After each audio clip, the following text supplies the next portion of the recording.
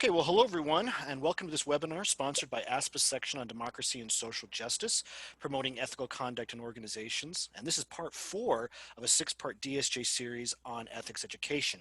This event is being recorded and will be posted on our media channels later.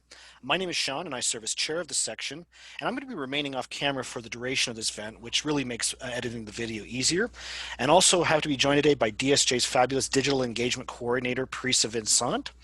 But before we're getting started with our event, there's just a couple other DSJ events we'd like you to know about that we're sponsoring or co-sponsoring. So on September 30th, from 1 to 2:30 p.m. Eastern Time, we'll have part 5 of our section's Dismantling White Supremacy webinar series. And this particular webinar will be focusing on dismantling inequities and injustices in healthcare and public health. And we're going to be sending you the RSVP link to you in the chat. We hope you can all make it. Also, DSJ is also to co-sponsor the 3rd Annual Social Equity, Diversity, and Inclusion Workshops, or SETI, and we've been a co-sponsor of SETI every single year that it's been offered at ASPA. We couldn't do it this year because ASPA was canceled due to COVID, but as you can see, we have some amazing webinars planned for this series. On October 1st, I hope you're going to join us, and Dr. Rajat M. Barry James, who'll be discussing conducting SETI research, why research methods matter. On October 8th, we'll be joined by Dr. Meghna Sabharwal, who's presenting creating inclusive workspaces. On October 27th, Dr. Stephen Putansu, who is also a participant in this webinar, will be discussing incorporating SETI into mission plans and performance management. And October 9th, Dr. Richard Gregory Johnson III will be discussing weaving SETI into curricula. And these events are free and open to everyone, and so please attend and please share the RSVP links widely. So let's go ahead and get started with our event today. So we're happy to be joined by 4 amazing panelists, which you see here.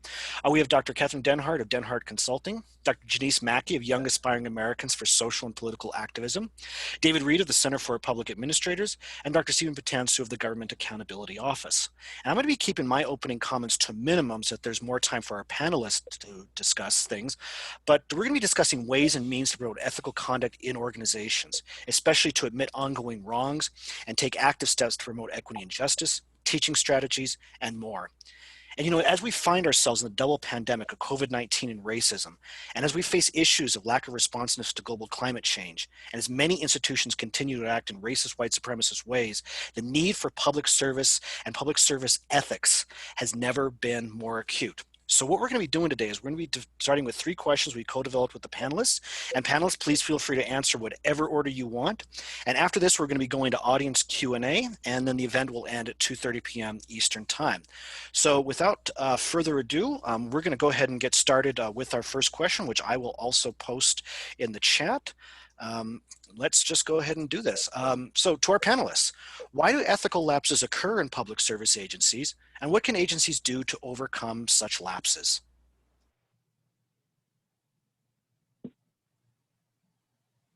This is Stephen. I'm not sure if it's okay for me to go first, but I will just lodge right in. Please do. Right in. So from my perch at GAO, we see various kind of deficiencies of public agencies that lead to a variety of different ethical lapses. And I think it's important for us as we're thinking through them to kind of think at, from kind of soup to nuts, all of the different things that the agencies are doing. So one of the reasons ethical lapses occurs is because the law or regulation isn't there for them to have, a requirement that puts them in an ethical place. It can also be in part of that stuff that's going to be in the SETI presentation I give next month. It's not in their mission, it's not in their policies, it's not in their performance management systems. But it's also part of, day-to-day organizational behavior, day-to-day professional norms, and it really is a multi-point approach. So I would be wary of saying ethical lapses occur here, here, here, or here, but they occur at all of those places. And the failure to kind of think of those 4 different concepts in an interconnected, explicit, and intentional way often is where you find gaps where ethical lapses can occur. Great response. Following up on that, I thought it occurs to me that most ethical lapses occur because of cultural blind spots in the organization. So entire organizational cultures can just miss some very important ethical obligations, including to marginalized communities, for example. So my observation is that these ethical lapses are not one-off events, but are rather growing over time and then culminate in an explosive event. But then you look back and see all of the red flags that should have prepared everyone for this to have occurred. I'll jump in. I think getting back to what the previous two speakers discussed, ethical lapses can happen as a result of management. And specifically when management imposes requirements on workers that can't be met.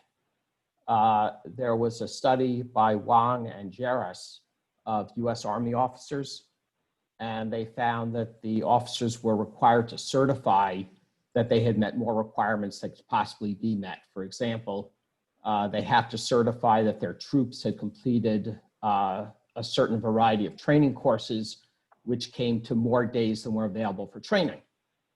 And so the result was that the officers developed a culture where falsely certifying was not only considered a necessity, but actually a skill of a good leader.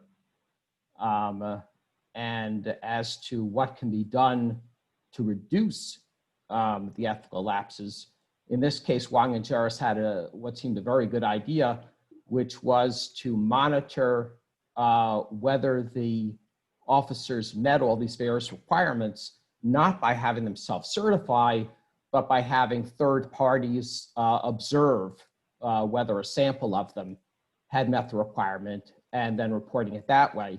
And there would be two advantages. One is because the officers wouldn't be certifying their own performance, they wouldn't be pressured to falsely certify. So you avoid building this culture of accepting false certifications as a necessity. And then secondly, the third parties, because they're not reporting their own performance, they wouldn't be under pressure to falsely certify the requirements were met. And so the reports going up the chain would actually show that, that these various requirements were not in fact being implemented. So I think there are, at least in some cases, management problems and management solutions. Excellent, excellent, thank you.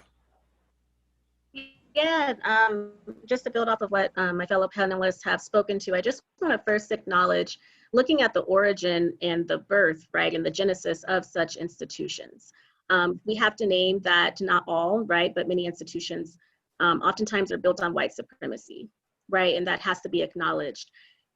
Furthermore, not acknowledging the histories, right, so kind of having this ahistoric lens and not looking at the ways in which this agency has interacted with various communities, which then leads to also not acknowledging the axiology, right, just to get a little philosophical, or the values, right, that are often coddled, supported, maintained, and sustained, right, within such agencies as well.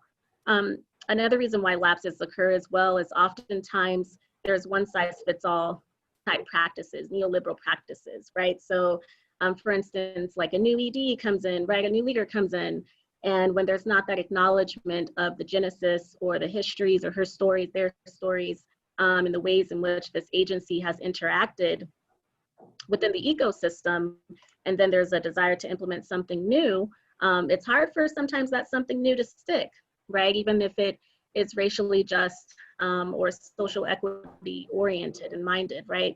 Because of not acknowledging the past and acknowledging the current ways in which the agency is being experienced by folks. To speak to the second part of your question around what can be done, one, definitely like acknowledging that history, right? That's there. Also doing listening campaigns. But compensating those that you're listening to, right? So really asking folks in the ecosystem, how have you experienced this agency? How have you experienced the leadership and the folks and the culture of this entity, so that whatever needs to be mitigated or broken down or restored can be restored, right? So that that collaborative healing can take place. Also making sure there's nuanced ways of thinking about new ways of being as an entity as well. So again, rather than having that one size fits all approach, a good example of that is, oh, compositional diversity, right? We're just gonna hire a few quote unquote diverse folks, regardless of identity, right? BIPOC or LGBTQIA, rather than simply doing it in that manner, having much more nuanced ways of embodying the ways in which you can affirm folks when they show up to your space. Excellent, excellent discussion. Do any of our panelists have any follow-ups to anything that another panelist said, or further comments you'd like to make? Yeah, I'd like to echo what Janiece just said, which is, not acknowledging history and not acknowledging your ethical decisions is just a major repeated problem among public agencies and organizations. And it's, easy to, by not being explicit and not being intentional about your ethical and equity decisions, to reinforce existing structures that are, unjust and unfair and unequal. And so I think that one of, the points we often look for is, right, it's great to have it in your mission statement. It's great to say you care, but if that's not built into your day-to-day operations, if that's not continually reinforced in a variety of ways so that every kind of decision you're making is put through a lens where you're considering ethical implications. And I want to be careful here. That doesn't mean choosing a specific ethical outcome that you think is the right outcome, or that there's only one right ethical outcome. It means that whatever the tensions and difficulties and problems you're dealing with are centered in all of your decisions, and not just at kind of like a high level, or not just kind of only by folks on the ground.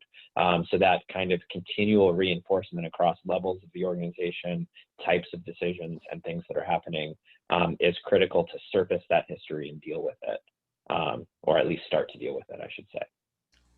Great, great. Any other responses? Okay.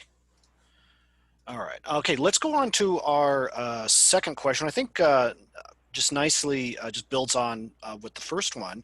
Let me go ahead and post it in the chat right here for everyone. So the second question for all of our panelists, what can public service agencies do to foster greater trust amongst communities, especially those most historically marginalized and harmed by these agencies?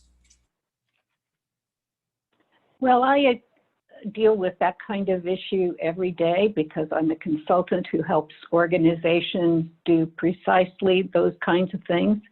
And I think that the first and most important thing is that there needs to be true listening and understanding. And that doesn't necessarily occur easily when you have lost trust with a marginalized community. So one of the things that I always suggest is that rather than, well, first of all, I say never, ever do a survey, because these communities have been surveyed to death, telling you for decades what the problems are, and you've ignored it. So they don't want another survey.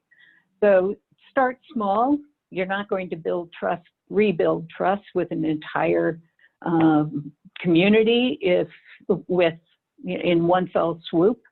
So I suggest that they start small, a commitment to truly listening on this topic, and there will be an immediate response. So they are joining with the community to design and build an appropriate response in this one situation, because only by proving trustworthy in such an effort is their willingness to engage with you again.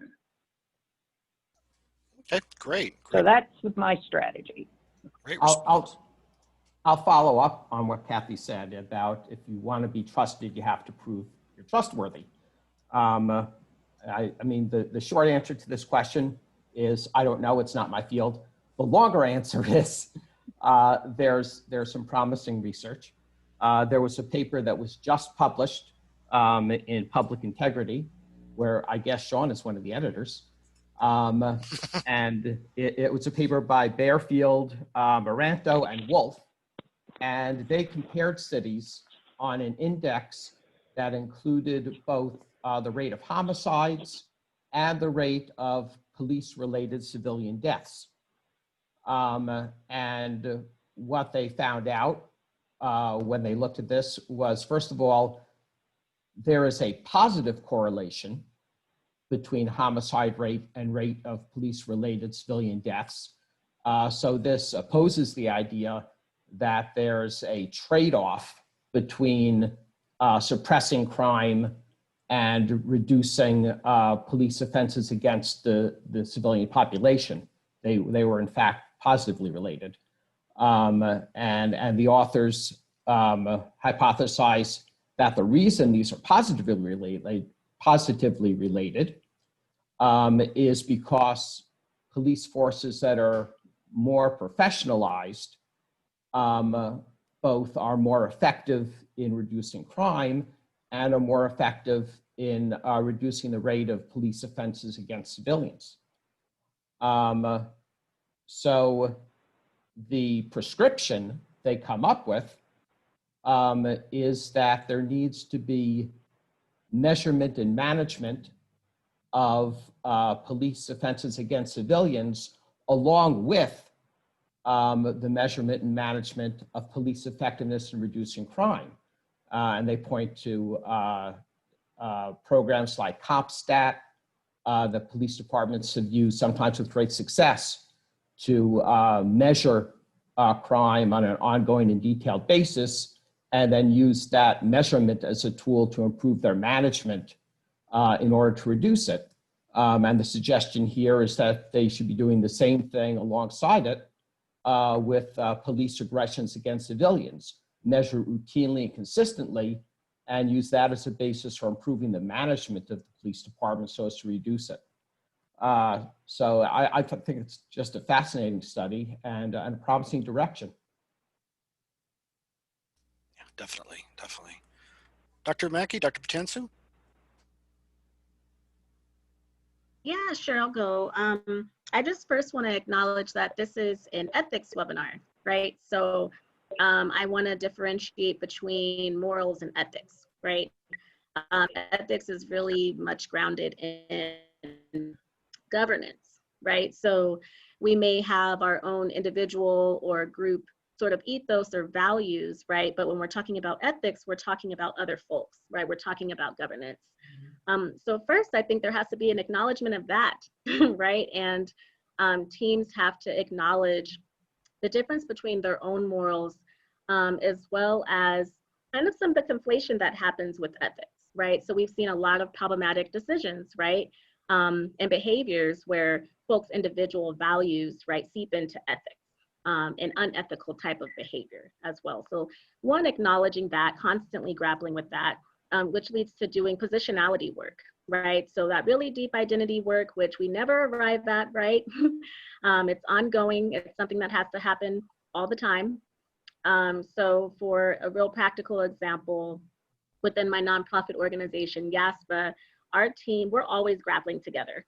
So every team meeting, every collaborative session that we have, there's always a question posed for us to grapple with internally and to share and to kind of begin to really differentiate, okay, these are our sort of individual values, but this is how governance is going to happen within the organization, right? Public administrators need to do that, especially elected officials as well. So we have to normalize grappling, modeling vulnerability, race caucusing. I'm a race scholar activist, so I speak a lot from the lens of race, but doing identity caucusing and race caucusing, because it is also important to acknowledge that it is not the marginalized community's emotional labor to be holding certain emotions for folks, right? So that's where identity caucusing comes in, particularly race caucusing. Honoring rest as a necessity, right? So oftentimes, my colleague, Dr. Kathryn spoke to this earlier, right? We're kind of over the surveys, right? No thanks, we don't want the survey. We're oftentimes asked for free labor because of folks wanting to do their work, right? So really honoring the fact that we have a right to rest, as well, right? That's a great way to show that you care and that you can build trust back with the community. Again, I spoke to this earlier, so moving away from compositional diversity as kind of the one size fits all way to repair trust. Many folks will hire for compositional diversity, but the culture is not ready for these individuals, right, from marginalized backgrounds to come into that organization. So acknowledging that that is not going to necessarily work. Something that I think is everyone's village work, depending on varying identities, is also like modeling that Black Lives Matter within your organization without Black folks having to be there, right? So for instance, don't wait to hire a Black person to show that Black Lives Matter within your organization. Do that work ahead of time. There's many practical ways in which you can do that, which I'll share. I'm citing Tuitt's work on making Black Lives Matter in traditionally white spaces. And he's talking from a higher education context, but he gives 7 practical ways in which folks and organizations can show and honor Black lives within their org. So one is intentional praxis, so bridging that theory into action, honoring voice and lived experience, honoring interdisciplinary and transdisciplinary perspectives and diverse content, having anti-racist equity mindedness, that as an ethos within your work, having an identity affirming environment, having courageous transparency, and also resilient emotional labor of love, right? So this is something that we have to be persistent with and consistent with, because this is really the crux of the work, especially given our socio-political context. So I really appreciate this question. Wonderful response, Dr. Mackey. Thank you. Yeah, I'd get behind everything Dr. Mackey said, and the other panelists as well. And I'll add just a couple of kind of high-level managerial things that I think public service agencies can do to increase trust. And one goes back to what we discussed in that first question, right? Acknowledging history, being explicit and intentional about everything we do with our ethics and how we think about social equity. And I also think, you know, in that related conversation about social equity, you know, we talk often that boils down as, you know, one of the 4 pillars of public administration. And I think, you know, James Savara and David Rosenblum had a really good kind of back and forth on recent issue of ARPA on some of the meanings of that. And I always go back to Blue Woolrich, who, you know, for a long time was telling everybody ethics should be a 5th pillar. And I've kind of come to agree with him in part, but also see ethics more as a foundation than as a pillar. Because to me, like, that ethical decision is I'm focusing on effectiveness versus equity. I'm focusing on equity versus economy, or on them together when they're, you know, synergistic. But I think that our decision on what to highlight, what to emphasize, what to prioritize is an ethical decision at its core. That's not necessarily part of social equity. It's really the foundation to the whole enterprise, right? And so I think the more that we can be explicit that, yeah, we want, and here's GAO speak, we want economy, efficiency, effectiveness. Those are, you know, core to the being of good management and good governance. So is social equity. And the decision to highlight one and not the other is an expression of your ethical decision-making. And, you know, if you're not talking about it and you're just letting it happen, you can pretend it's not. But if we force it to be explicit and intentional, maybe that conversation will change a little bit. So I think that's another way that public agencies can move forward. And the last that I'll share is just, you know, the best way, you know, from a human basis, right, to increase trust is to give trust. And, you know, when it comes to the design and implementation of federal programs, which is what I'm most familiar with, but I think this applies broadly, offering trust to those marginalized communities, reducing the administrative burdens that we place on them to get access to social programs or to, you know, government services in the same way that we would for other groups, right, is really critical. And I think we often have this question of, you know, process to prevent maybe fraud or abuse, right? Which again, GAO, we care about that a lot. We want process to stop those things from happening. But we also want the programs to work, right? and we want people to have equal and fair access to those programs. And we need to, again, make that an explicit part of our conversation. And now I'll speak to my own personal opinion. Whenever we're in a gray area, right, where we've got a question about fraud or waste or abuse, and we've got a question about whether somebody, can access government services equitably, I think it would go a long way to just give the tie to the runner, right? Assume that the citizen or the person, should get the benefit of the doubt for the trust. And the more we do that, maybe the more that trust is returned to us. Okay, fantastic discussion. Do any of our panelists have any follow-ups or something they'd like to emphasize or add on? One of the things that struck me as you were talking about pillars and ethics and what role does ethics play brings me back to a discussion Patrick Doble had on ethical integrity many years ago. And he talked about integrity being holding all of the multiple pieces together and being able to operate in that web as a whole. So integrity is wholeness. Integrity, ethical integrity, is not just about being knowing what the ethical standards of ASPA are and trying to apply those sort of off on the side. It's about effectiveness and efficiency and responsibility and your obligation to whether you are in the public sector, so and the Constitution, or the nonprofit and your obligations that come with that. But I'll also add your profession. If you may be an engineer and have a set of ethics that come with being in the profession of being an engineer, all of those things have to come together and be considered and weighed against one another in order to be operating with ethical integrity. So I agree, Stephen, wholeheartedly. It is a foundation, but I also like Doble's thought of it as being a network, a web, and ethical integrity is at the center of it, holding everything together, holding all of those values and obligations together, and making it a part of every decision that you make. The whole decision-making process is iterative. You move from one of these considerations to another. You don't just get to say, okay, we're applying social work ethics in this decision. You don't get to do that. You have to be considering all of the other factors. Efficiency and effectiveness are also important. And that is an obligation of yours in the organization. So, I think that foundational is a great concept, but I also like ethical integrity as holding a web together, holding a network of obligations together.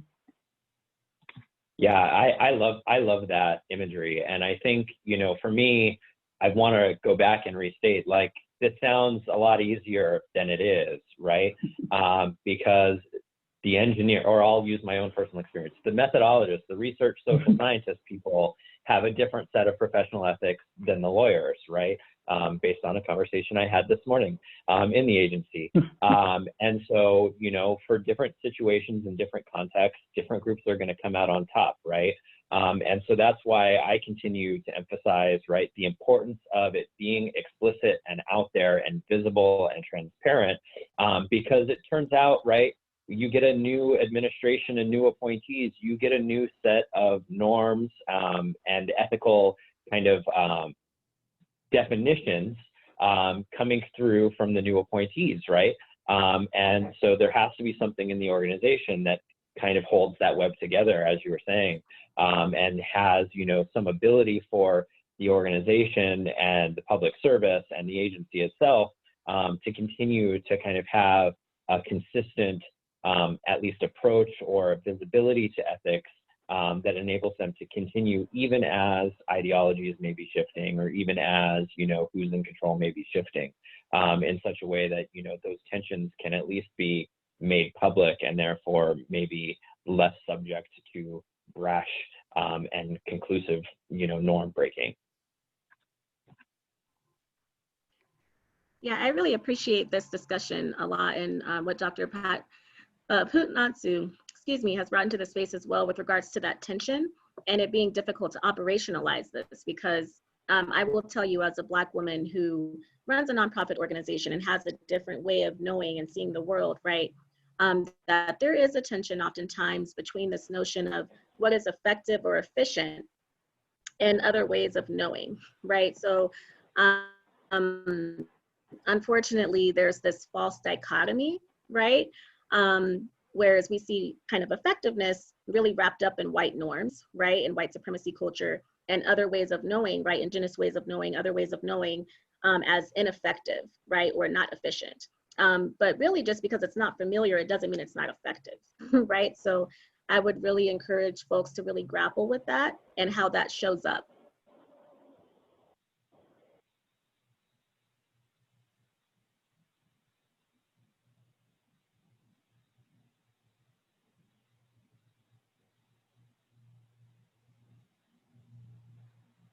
Well, we may have lost our our fearless leader.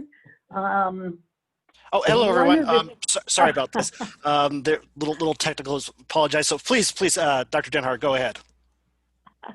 No, I was really just going to step in as a facilitator. That's another role I have to just hop on to. No, please go ahead. Well, and especially in the era of everyone being on Zoom, it would definitely happen. But I thought this was a fantastic discussion. Let me go ahead and post the third question, and then we'll open it up to audience Q&A. I already received a couple questions behind the scenes as well, but anytime you have a question, everyone, just please feel free to post it in the chat, and you want to ask it directly, we can disable the mute right there. So let's go ahead and with this next question. It's about teaching. Teaching comes up every single time in our webinars, so we wanted to make sure to bring it up now.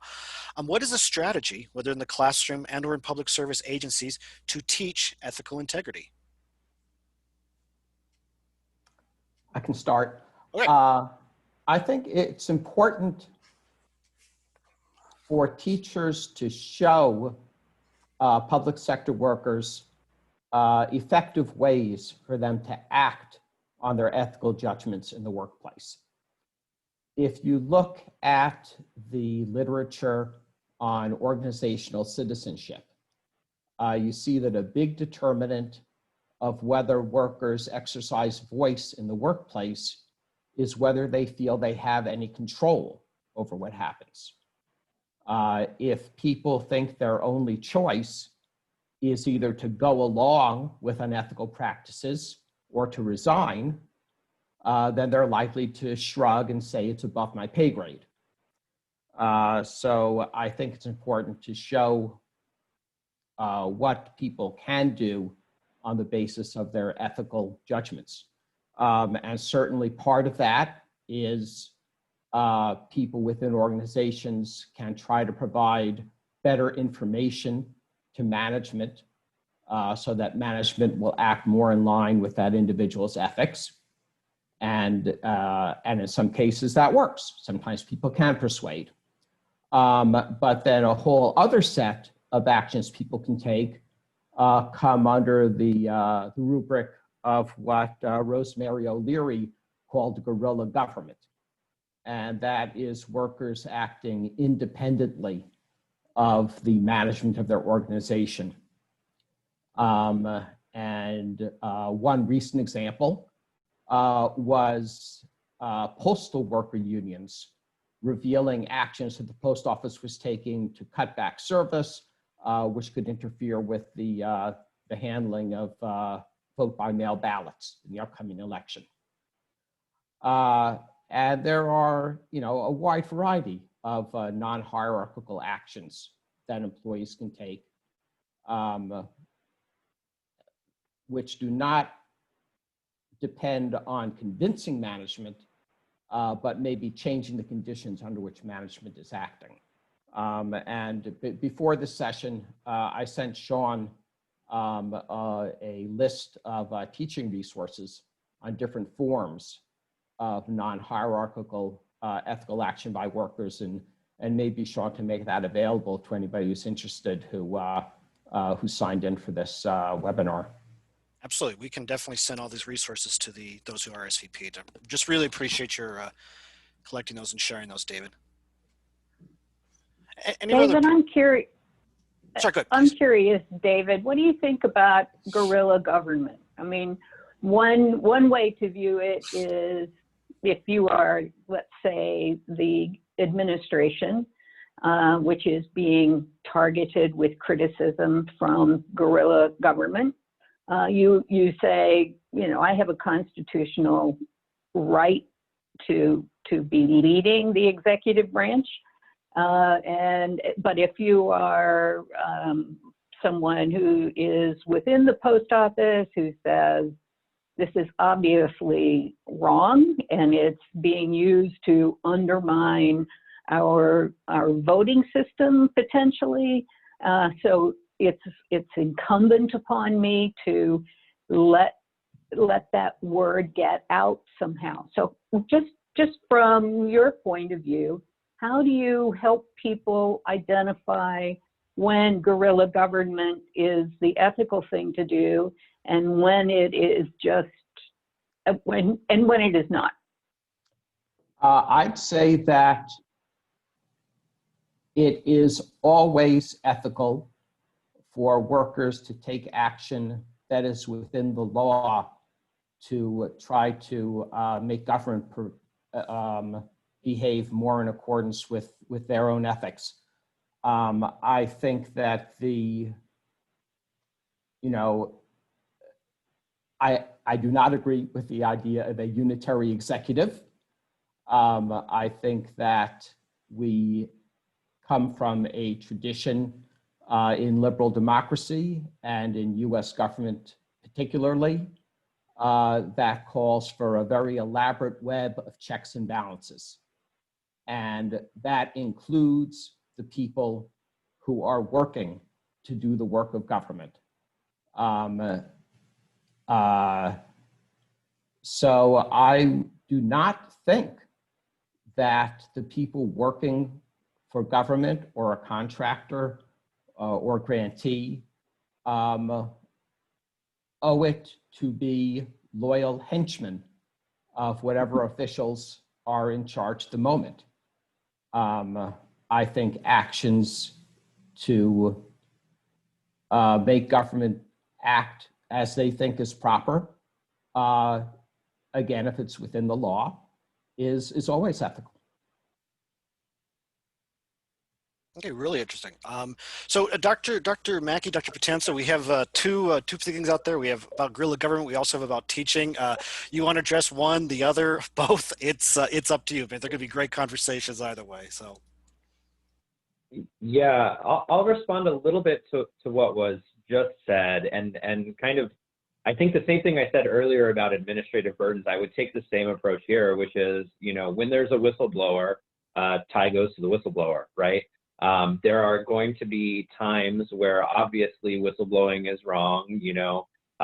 Somebody broke in and, took some national security secret and released it for, when nothing illegal was actually being done. There's going to be times where the whistleblowing was obviously right.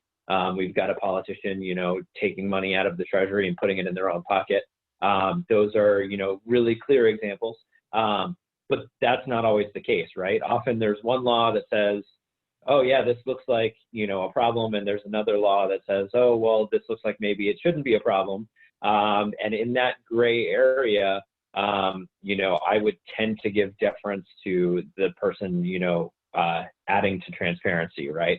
So that you can have that trade-off explicitly. And so to me, again, the government shouldn't be the winner in a tie with a citizen. Nor should it be the winner in a tie with a whistleblower, in my opinion. But moving to the teaching part and actually circling it back to guerrilla government, I think both at GAO and in the classrooms I teach at American University, I think cases are one of the most engaging and best ways to get students to really engage with ethical trade-offs and ethical tensions. I think Guerrilla Government is an excellent book for that because it has a lot of cases.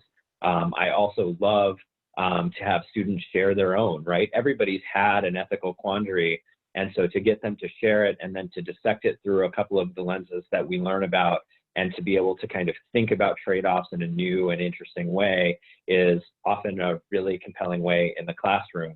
And then again, at GAO, we have lots of training on a variety of different ethical subjects. But, you know, it's always great to have those built into a case study, right? Built into something that somebody can take home and understand. Here's where the problem was, right? Here's where you introduced an independence issue that down the road is going to cause somebody to question the findings in our report. Here is, you know, where you've made a decision to focus on efficiency, but you're calling it efficiency, and really what you're looking at is you're cutting a bunch of services and programs for people, and so it costs less, but you're really harming a bunch of people, right? Here's where you've kind of missed the boat. And so I think those kinds of, you know, in the ground interact with you know, real cases are often the most compelling, both for students and for kind of professionals new to an organization or new to a public agency's mission. Wonderful. Dr. Mackey? Yeah, thank you. I'll speak to teaching specifically. So I love to require papers on positionality. And the reason being is because obviously for positionality, right, our identities inform the way we experience sociopolitical. Sorry, can y'all still hear me? The video is pausing just a little bit. We can still hear you though. Okay, I just wanted to make sure because it said my internet was a little unstable. Let me know if I cut out. Oh, will do, thanks. So I was talking about, right on. So I was talking about papers on positionality, right? So our identities inform the way we experience socio-political context. With that in mind, that also informs the way we would identify praxis, right? And so when students are playing with these lenses of how their identity informs the way they use these theories in practice, right? Because implementation is not devoid of identity, right? It's not devoid of positionality. So I think that's really important because we can get in our higher ed bubbles, right? And as Dr. Putansu said, it's really important to really think critically about how this plays out in practice and how communities can experience the ways in which these lenses can play out in practice as well. Also modeling radical honesty. So when we talk about ethics and public administration, sometimes we think it can be devoid of radical honesty, which is not the case, right? If we're expecting our students and public administrators, right, and folks who are gonna be public administrators, if they aren't currently, we have to model what that vulnerability looks like in practice for them to be able to go do that themselves. So for radical honesty, these are some of the components of that. And this is by Dr. Williams, 2018, her work. She speaks of truth-telling, valuing narratives and personal experience, acting, which emphasizes having a critical analysis and authenticity at play at the same time, right? So being willing to teach in the line of fire. Oftentimes when we talk about ethics as well, there's this notion of like, well, who really cares about ethics? That kind of underlying hidden curriculum that folks and students are experiencing, like, oh, well, only certain communities really care about that, right? It's extremely indicative that we all care about it, right? Regardless of our varying identities. So I think modeling that is extremely important, particularly in traditionally white spaces. Race metacognition, which comes from Cheryl Matias' work, race metacognition really speaks to, in order to learn about race, you have to experience race, right? So not shying away from those moments of discomfort when we're talking about case studies, when we're talking about varying lenses, and when we're talking about ethics and how ethics plays out in governance and those cases as well. And of course, adopting varying pedagogies of race and critical pedagogies as well. So I'm thinking of the culturally engaging campus environments model by Sam Musaeus. It's a super practical model, and I believe Musaeus has done a book on it as well, and illustrates a whole slew of many, many critical theories of race that can be played around with in order to understand ethics and the ways in which it plays out in higher ed context and in public administration context as well. That's I'd fantastic. like to add something. Please. When I think about ethics, and I do still teach a graduate MPA course in ethics and values of leadership.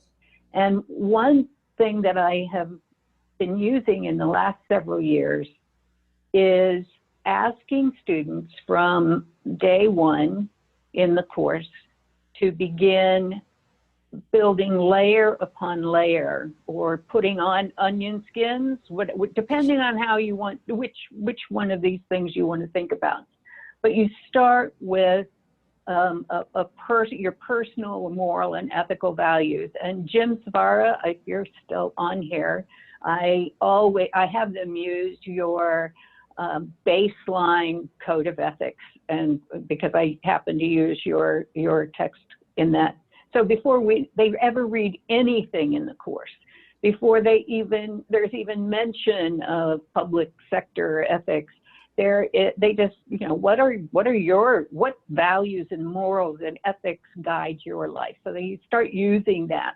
And then each week, or each course, with the part of the course, we are building on another layer. You will be looking at your obligations because of the sector you're in. You'll be looking at what it means to have a constitutional, an obligation to the Constitution, which you may actually have sworn an oath to. What it means for your professional ethics, engineering, methodology, whatever. Examining your personal vulnerabilities. Where is it that I am likely to find myself unable to act on what I might know I should be doing? Where is it where my white fragility or my white supremacy might rear its ugly head no matter how hard I have tried to avoid it? Then organizational obligations. I mean, what's your obligation to the GAO? What's your obligation to the nonprofit that you serve? And then finally, in the leadership realm, what are your obligations? What are your obligations to building an ethical organization? You as a leader, you as a manager, have a responsibility for doing things in the organization. So they're working on each of these things independently, often through case studies, always through discussion, in which I actually challenge people and require people to call each other out, even when they have to just pretend they're calling each other out, because too much agreement with one another and too much niceness doesn't get us far enough in how this could play out or should play out. So, I think if I talk about positionality, that's starting at the beginning, right? I mean, you can begin at the beginning and say, this is where my positionality is, no matter who you are in the class. And then we can discuss that and how do our different viewpoints and perceptions look to one another. And then you keep moving through this process. And at the end, what I require of my students after they have, because this is a semester-long assignment, and at the end, they are required to come up with one description and one set, something that for them takes all of this into account. And I think it's been pretty successful in having people not put ethics off into a corner or just seeing it as one set of things. And that's, I follow the ASPA Code of Ethics, life is good. I think it's been pretty successful. or at least I'm really happy, much happier now that that students are having gotten to a different point at the end of the course, which could never happen with just one conversation, one discussion, one case study, one night of class. It never happens that way, but it can be built over time. What Kathy and Janiece said about positionality and lived experience, I think is very important to teaching.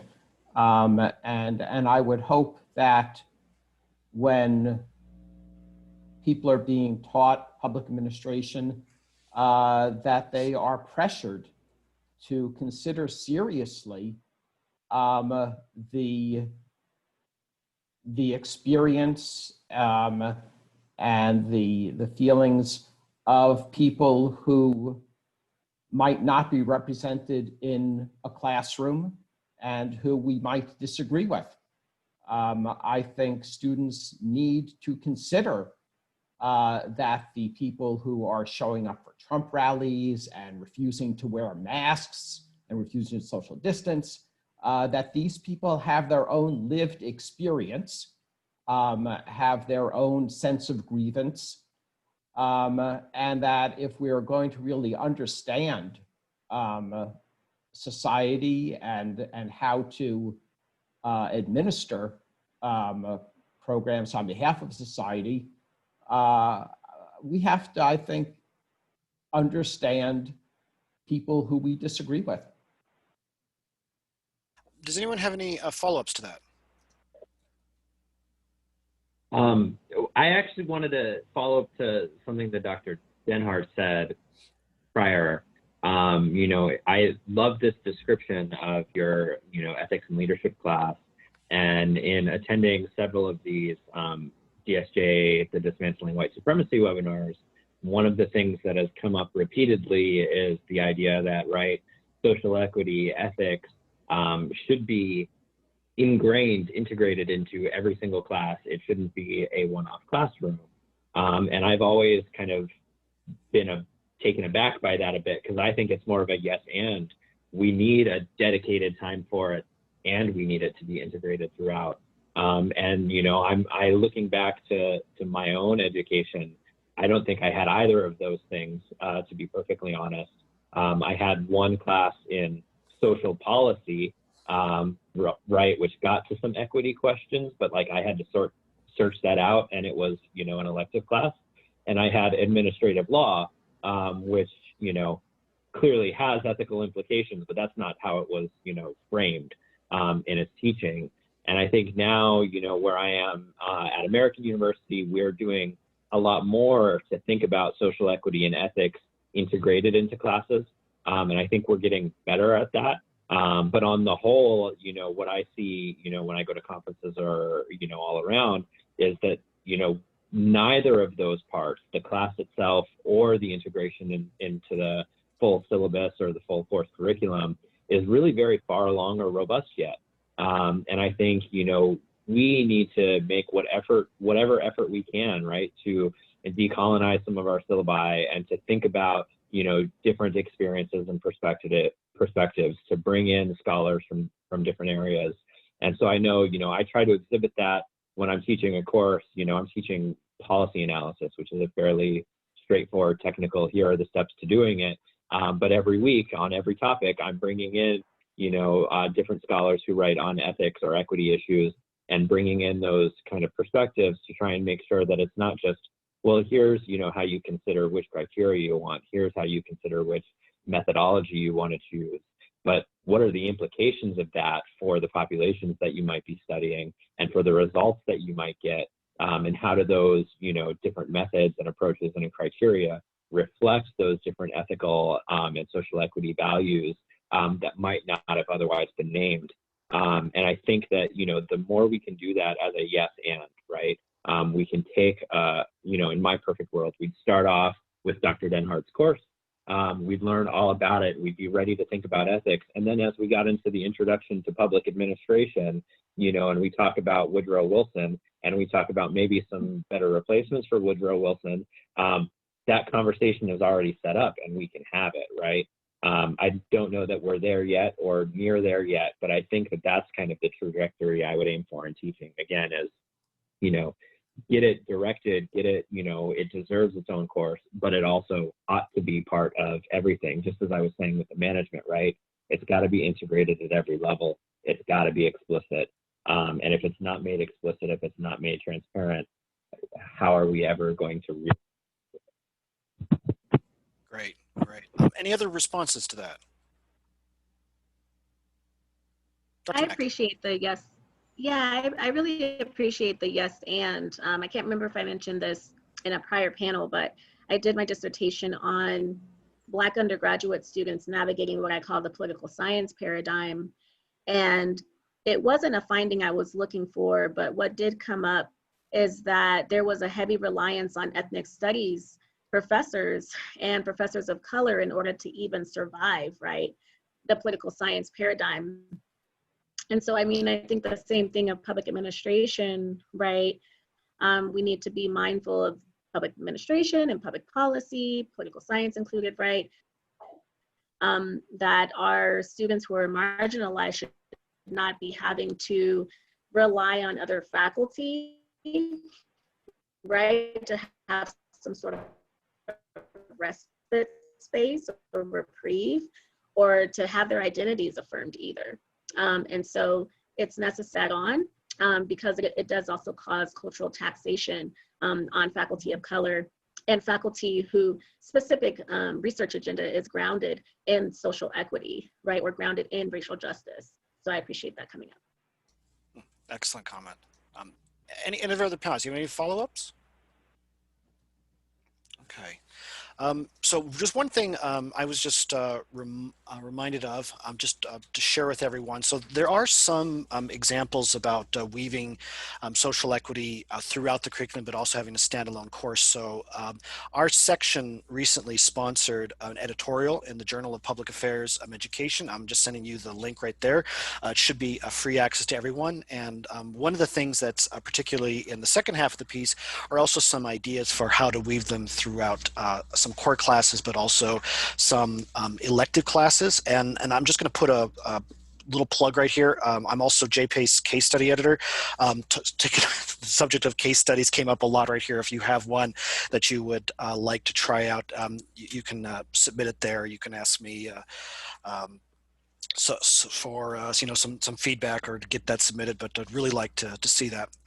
So we do have a few questions to get to. If the floor is open to audience Q&A, so if you'd like to ask a question, please type it in the chat. We can also take you off mute if you'd like to ask it directly. That'd be great.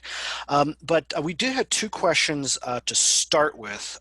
These were this first one was actually a question that was sent in advance by someone who couldn't make it. But I promised this person we'd ask these questions. So I'm just going to put it in the chat right here. And the question, one second.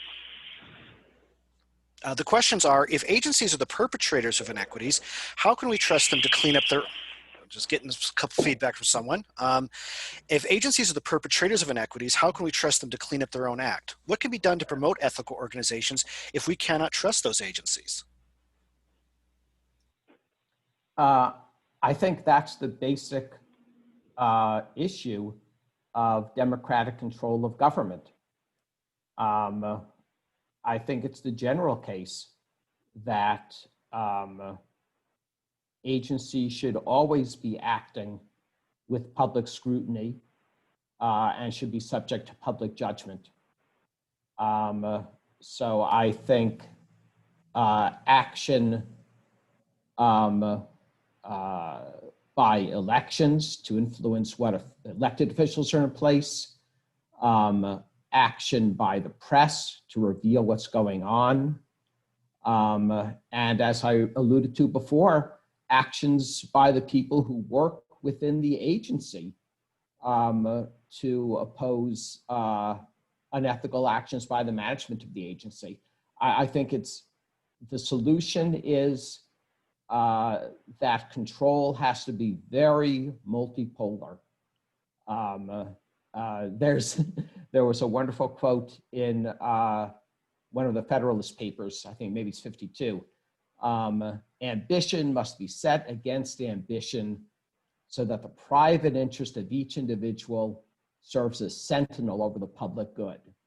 The way you get agencies to behave is that everybody is watching them all the time. Okay, excellent response. Anyone else? Yeah.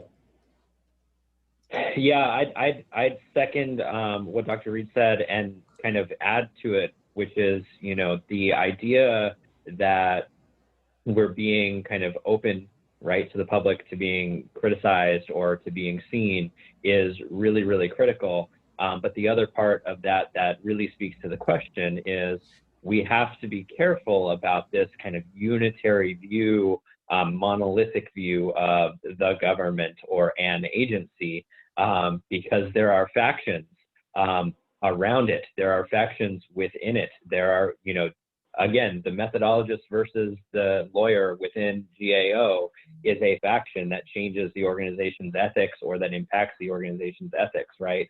And so we really don't want to judge based on, you know, the agency is not ethical or is ethical.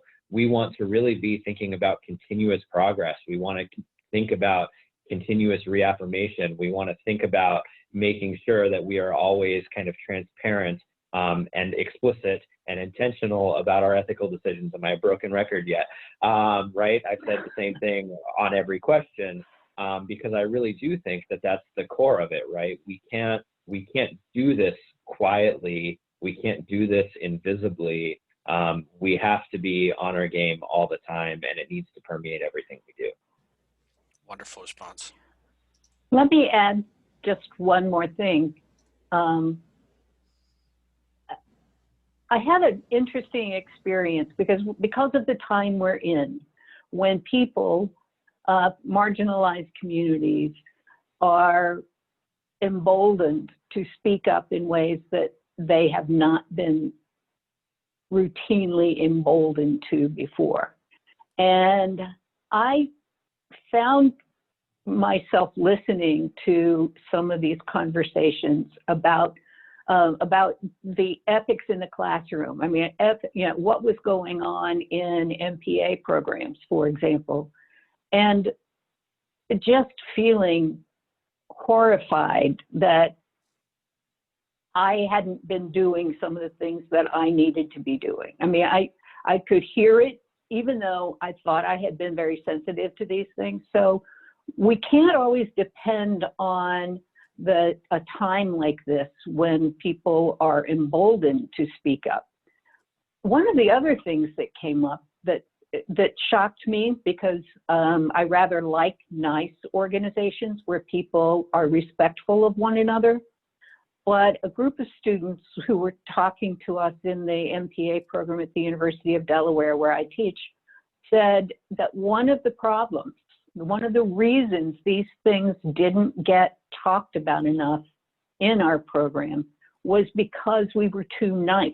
We were just, you know, that we tried to keep things non-conflictual, and that we needed to be more open to letting conflict come up, as messy as it is, and actually we needed to encourage it more often, support it, and then and work through the discomfort. And I was rather surprised that that was necessary, but the more that I thought about it, the more I did understand that. So, you know, I've been trying to up my own game and figure out how it is that I can build an environment in which people in the classroom, and this is also true in organizations, can confront one another openly without it ruining relationships, because we have to stay in relationship with one another. We do have to do that.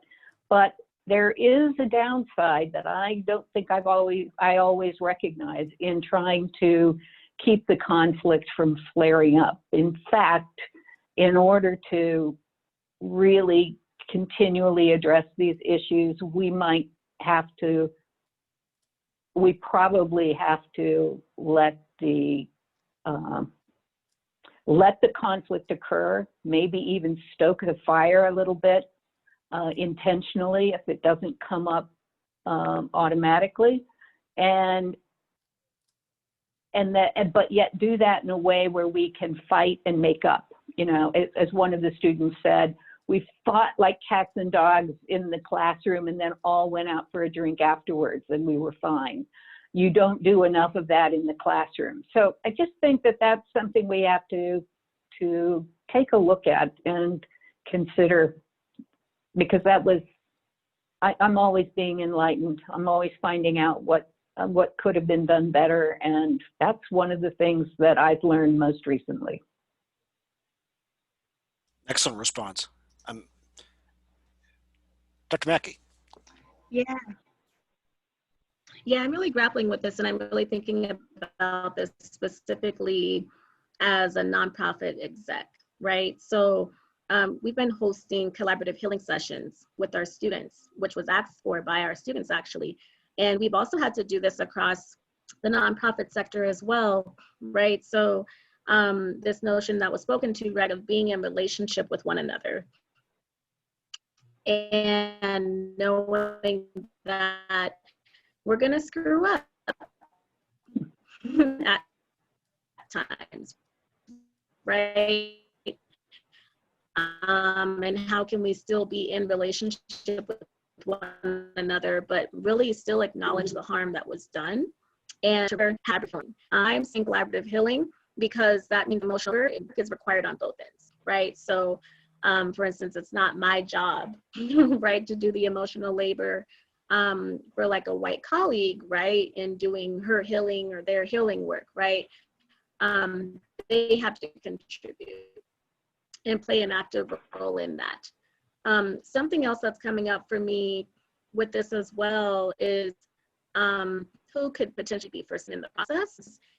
You know, as a Black exec, I do have to refuse partnerships if it's too toxic, right? If I feel like it is forsaking our team or anyone. I'm sorry, at least on my end, Janice's audio is breaking up a lot. Yeah, I'm texting Dr. Mackey right now. It doesn't mean that forever, right? But we do our wellness doing this because we're constantly holding this. And so again, I just want to name that. Okay, I think we have to acknowledge that. So Dr. Mackey, I'm sorry, it looks like the internet connection was a little unstable. We got Sorry about that. Oh, no. Sure what was. Oh, no worries. Okay. I'm sorry? Okay, I think the internet froze there. You know, the unfortunate realities of everyone being online right now. We're going to try to loop back with Dr. Mackey. I believe she's going to be trying to sign back in. So one second, let me just go ahead and let her in. But in the interim, does anyone have any further thoughts on this question before we loop back with Dr. Mackey? I would just, like to thank Dr. Mackey for making the point about we are going to fail, right? And we're going to fail spectacularly often. I do it, sometimes trying is failing. And that is how we grow, right? That's how we learn, and it's really important. And I also wanted to just shout out while she's getting reconnected, the comment from Lisa in the chat about using positive conflict as a framework from social work. That is another thing, public administration scholarship is great at and ought to continue to do, which is, pulling from all of these other fields that have been studying this and doing this, frankly, longer and better than we have, right? We've got a lot to learn and a long way to go. And I think, the more that we can draw those links and be that multidisciplinary, interdisciplinary field, the better. Okay, great. That's fantastic comments. And that reminds me a lot of Mary Parker Follett's ideas of creative conflict and the necessity of creative conflict to find new, more equitable ways of operating. Of course, we see Dr. Janine Love, one of the foremost experts in Follett and integrative governance here, just putting her on the spot right there. But I believe Dr. Mackey, I think you're reconnected. Yeah, can you hear me? Yes, absolutely wonderfully. So I apologize for that. Would you there was just so wonderful comments. Would you like to address what you were saying earlier? Yeah, sorry about that. I called in because, yeah, the computer's not working out. My phone works better. So what I was saying, I appreciate you bringing that back, Dr. Putansu, with regards to failure. There's often this fear of failure in doing this type of work, right? So we have to give each other grace to fail, right? But also, the last part that I was speaking of that I think I got cut off on was this notion of refusal as well, right? So Tuck and Yang talks about this notion of refusal and that not everything is for, in this case, higher ed, right? But in this panel's context, not everything is for the consumption of others, right? So sometimes as a Black ED, right, I do have to cocoon myself in ways where I refuse partnerships if they're too toxic, right? And that has to be respected and understood. Doesn't mean that it's forever, right? But have to understand that if I feel like the emotional labor that's being asked of me is too much, I have the right to refuse. Which gets at my last point with regards to that tension, right? And that necessary tension, I completely agree. But just being mindful again of positional advocacy, which I'm citing Dr. Neri Heckler here on this because he coined that term with regards to what does it mean, right, as a white man in his case, to have and use positional advocacy, particularly when we're thinking about classroom settings or even public administration settings where folks can put their bodies on the line so that Black, Brown, Indigenous folks are not always having to do so, right? I think that's extremely important. Fantastic, fantastic. Do any of our panelists have any follow-ups? Anything else to add? Okay. So we did get another question that was sent, two questions that were sent privately in the chat, and I'll go ahead and ask it there. But again, the floor is open to audience Q&A, so if you'd like to ask a question, please indicate so in the chat. If you'd like to be taken off mute to ask the question, that's great too. Just indicate so in the chat. And I think these next two questions build nicely off of where we have been talking. So it's actually about nonprofits. How can nonprofits help facilitate more ethical behavior among public agencies? And what is an example in which a nonprofit has had to step in and expose some government ethical lapse? I think nonprofits are hugely important in exposing unethical actions by government and bringing about pressure to correct them. One sort of nonprofit that comes to mind is exemplified by an organization called PEER, Public Employees for Environmental Responsibility. And this is a nonprofit whose membership is largely current and former employees of the Department of the Interior. And the organization focuses on being a running observer and often critic of what the agency is doing. And being a nonprofit, they can speak from an independent perspective. Having the membership they do, they have a lot of access to expertise. So you can look at that. You can look at nonprofits that operate differently, such as the ACLU, of course, involved in litigation. I think the whole civil society sector is really a key to maintain democratic control of government. Excellent, excellent response. Are there panelists thoughts on this nonprofit questions? Yeah, something that comes to mind for me on this is coalition work, right? So coalitions are extremely important in doing this type of work, and specifically coalitions that are cross-sectoral, right? So again, having a transdisciplinary approach with regards to coalition building. So for instance, education, right? Rather than only having education nonprofits as a part of that coalition or education folks as a part of that coalition, bringing in folks from workforce, right? Bringing in folks from other sectors in order to be able to have a more nuanced perspective with regards to how that agency can better serve and engage and support marginalized communities as well, right? A really good example is a transit equity win that we had.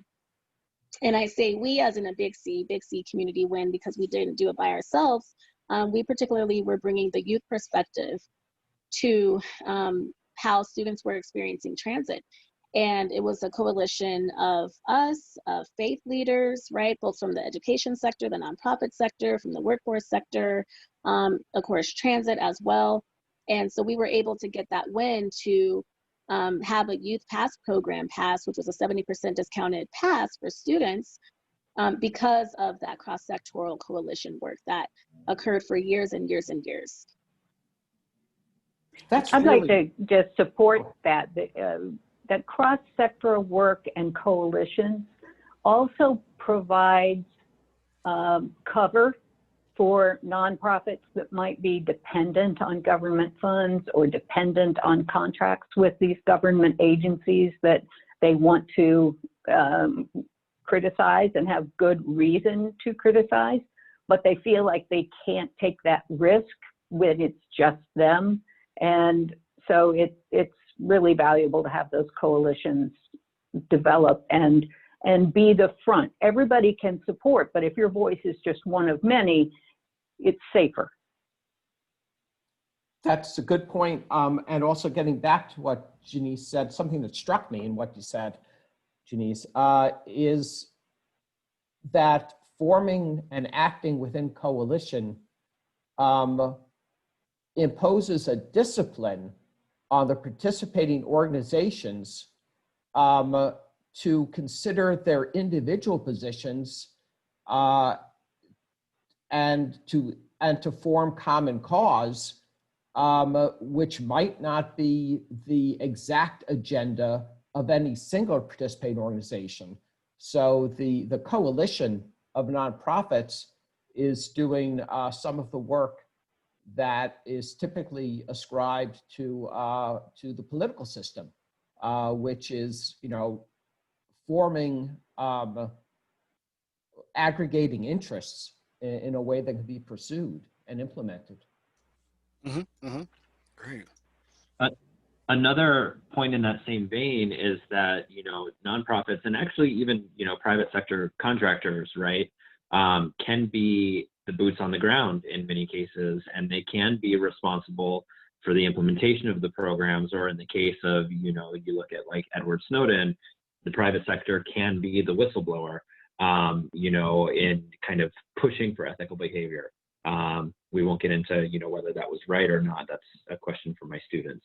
But I think that it's really important to think about that. I also think that, other examples of nonprofits, helping to build ethical behavior can be a lot more indirect than that. And I'm thinking, of various organizations, including Black Girls Code in DC, who do work, right, to train people and to build skills that will eventually get those skills, into different places, get those perspectives into different places.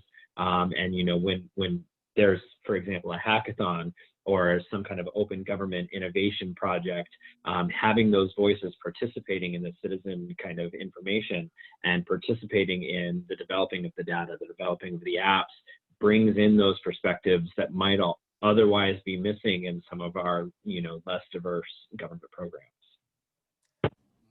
One of the other things that... Go ahead. Okay, I'll go. I'm so glad that Stephen mentioned contractors because I think one of the biggest challenges to public administration in the near future is trying to include the employees of contractors and grantees in our thinking and in our research and in our teaching. If you're familiar with the work that Paul Light has done over the years, he's shown that since the recent past, there are more people doing the work of government as employees of contractors and grantees than as direct employees of the government. So I'm really glad Stephen brought up contractors. I think, we don't pay enough attention to the fact that they are a big part and maybe now the biggest part of the public administration community. I happen to be working, co-chairing a commission to review my county's ethics code. And one of the things that we are proposing, we don't know whether it will get past county council, but we are proposing is that the definition of employee be broadened to include contractors, interns, volunteers, interns whether paid or unpaid. And the reason for that is that currently they aren't able to, they have no protections under the whistleblower protections part of it. They have no obligations either. And we do have in there an obligation to report wrongdoing. But if you happen to be a contractor, you have no obligation to report wrongdoing to the county government. So we are taking that seriously. And again, I don't know whether the county is going to be ready to, county council is going to be ready to take that on, but I think our laws have to actually change in some cases. That's great. That, I think, very on point. Yeah. Anyone else have any comments on that? Okay. Yeah, So I do. Please. Just really quickly, the last thing I wanted to say is the methodology, right? So, for instance, we use youth participatory action research, and there's CPART, right? Community participatory action research as well, which essentially, right, positions those most impacted as the experts, right, and as research partners and in the process. And so I think modeling that and doing that is another great way for nonprofits, but also just agencies themselves to actually adopt. And Dr. Putansu, I noticed that you had a hand clap about that one, if you'd like to do a follow-up. Well, yeah, I just get happy whenever I hear the word methodology because that's my entire job. But no, I think it's really critically important for us to recognize every time, for me and my policy analysis community, whenever we're designing a study, whenever we're choosing a method, those methodologies have meaningful impacts on what we're able to say, what we're able to talk about, what our results are going to be. We can't just, assume that the end-all be-all to every question is a randomized control trial. We need quantitative methods, we need qualitative methods, we need lived experiences, and we need to know how to talk about all of those things and pull them all together.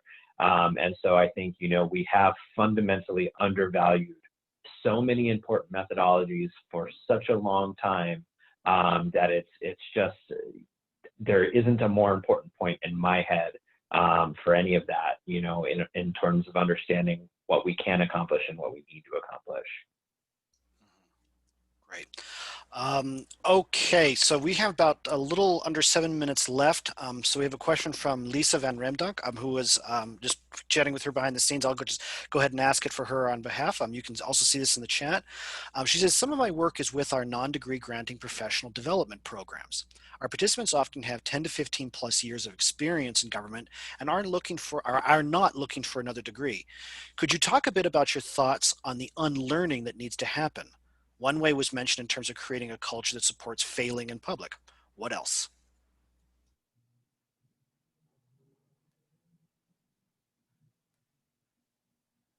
Dr. Putansu, since I see this camera's on you, so you want to go first? Yeah, I was taking a deep breath before trying to go on it. So, I think that, yes, one of the things is oftentimes as government employees, for a variety of reasons, including the Hatch Act, We are very nervous about failing. We're very nervous about being a whistleblower who ends up not being protected for whatever reason, right? And so there's a lot of hesitance to fail in public. And I do think that learning to see, evidence of an ethical attempt and failure and growth in the same way that I see evaluation, right? When an evaluation shows a program isn't working, that doesn't mean the program should cease to exist. It means here's our opportunity to do it better, right? And for, whether you're talking about evidence, whether you're talking about ethics, whether you're talking about any bit of government kind of governance, that transparency and that commitment to growth and that ability to grow, to me at least, is a lot more important than the kind of protection of the now. And I think that a lot of that obviously, is dependent on our political culture and happens to be challenged a lot by our political environment. Nowadays, if your findings say something somebody doesn't like, it's because you're political or because of some, rash methodological decree. But I think that, it's really critical for us as government employees, and I'm in that 10 to 15 year range, to always just keep taking a step back and, thinking, what are we doing for the good of our mission, for the good of our country, for the good of our Constitution? And I think if you ask yourself those questions regularly, and again, you do it explicitly and intentionally, you're forced to grow into a more ethical position than if those things take a back seat and are hidden and are invisible or are just completely ignored. And that's a great response, Dr. Putansu. Just before we go on to the other panelists, I just want to acknowledge, I know Dr. Putansu has a hard stop at 2:30 Eastern time, so I know you're going to have to drop off. Just want to thank you for everything, Dr. Putansu, and be sure to see that link from earlier if you want to see more about, incorporating social equity, diversity, and inclusion in mission statements. I'm going to be resharing the link for the workshop that Dr. Putansu is going to be running, so you can see it right there. So just in case you have to drop off, thanks you again, Stephen. It's always wonderful. So our other panelists, please. One thing I experienced in a recent professional development setting was the importance of unlearning, putting yourself in your role specifically. So people can almost always not stop worrying about ethical violations because it's not their job to call that. And so one thing that I happen to be working with conflict resolution. So I asked these mid-level government employees to consider a conflict that is going on in their communities. They were all local government communities, and a conflict that was going on in their communities had been going on for a long time, and what is going to be done to address it. The first thing they had to do was get past, it's not my job to worry about that. I didn't make the conflict, I can't fix the conflict. And you start with the assumption that we all have a role to play, even if it's and if we've been silent, maybe we are enabling this conflict to continue. So I think unlearning role silos and adopting some sense of responsibility for whatever the problem is. I have a role that I'm contributing to it in some way or failing to contribute in some way. Great response. Other panelists. Yeah, I'll speak to this. I just first want to honor Patricia Hill Collins. She has this great quote that says, oppressed groups are frequently placed in the situation of being listened to only if we frame our ideas in the language that is familiar to and comfortable for a dominant group. This requirement often changes the meaning of our ideas and works to elevate the ideas of dominant groups. So I think that quote, right, is super salient with regards to this question and really speaks to the heart of the work that we need to do in order to do that bridging work, right? So that's something that I'm always pushing for, whether in classroom spaces or other public administration spaces. How are we communicating with folks? How are we honoring varying ways of knowing and ideologies? And then furthermore, really having an Indigenous lens, right? So I'm constantly grappling with this. Notions of decolonizing was spoken to earlier, which I really appreciate. And so like, what does that look like to operationalize that, right? So now I'm referencing Grande's work, Red Pedagogy, and that lens. So one is like challenging normative assumptions of progress and how we define progress, resisting separating our souls from the work, refuting individualism, going beneath superficial and like surface ways of knowing and understanding problems as well. So those are things and like real practical ways that I think that we can assert and operationalize in order to do some unlearning in these spaces. Great response. David, do you want to wrap us up? I guess I'd get back to something that Stephen mentioned earlier. I guess he chopped off now, which is the importance of case studies. And I think if we want people to unlearn what they have learned from their experience, then maybe the way is to give them additional experience vicariously by showing them cases where people in similar positions to theirs have taken risks, have risked failing, and have either survived the failure or have succeeded and have gotten something from it. If you say that you want to encourage people to risk failure, I think you have to convince them that there is some upside, that they might actually succeed, and that if they succeed, will somehow be fulfilling or rewarding for them. Great response. And so just like we always are, we are always over time because we just have such great conversations. But I just want to say thank you again to our amazing panelists, Kathryn, Denhardt, Janiece, Mackey, David Reed, and Stephen Putansu. Thank you to everyone who attended for the wonderful questions. We're going to go ahead and review the recording with the panelists over the next few days and hopefully release it. We'll edit out a couple little technical glitches. And as we end all of our webinars in DSJ, just a couple reminders, as we go forward, I think it's really important to remember it's our common responsibility to promote ethical public service agencies, to name inequities, to understand the causes and effects and who and what is responsible, and to take action to promote ethical organizations so that these agencies can fulfill the highest purpose of public service to improve people's lives. Let's dismantle these systems of racism, white supremacy, and patriarchy to achieve justice for all and ethical public services for all. So thank you all again, stay safe, and we hope to see you next time.